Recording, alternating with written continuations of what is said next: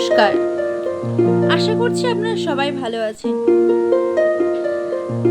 আজকে আপনাদের সামনে যে বিষয়টি নিয়ে আলোচনা করব সেটি হলো, আমরা প্রত্যেকেই বলি অহংকার পতনের মূল কারণ।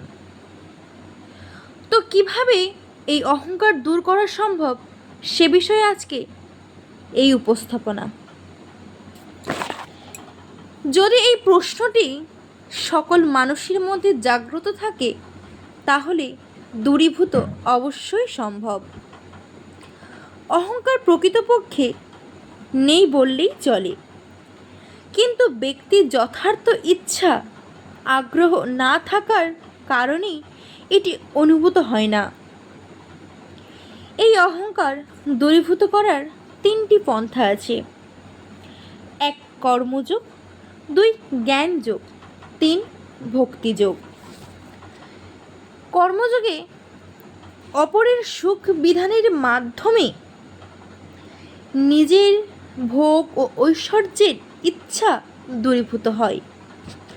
আর যদি ভোগের ইচ্ছাই না থাকে তাহলে সেখানে অহংকার অবস্থান করতেই পারে না।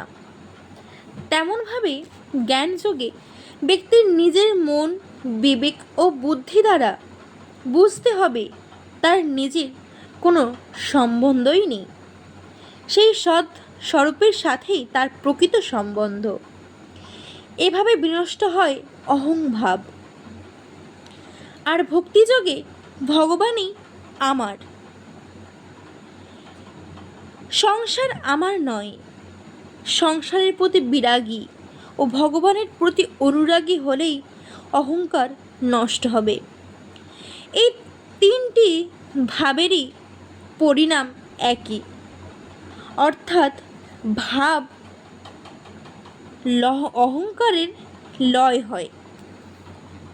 নমস্কার।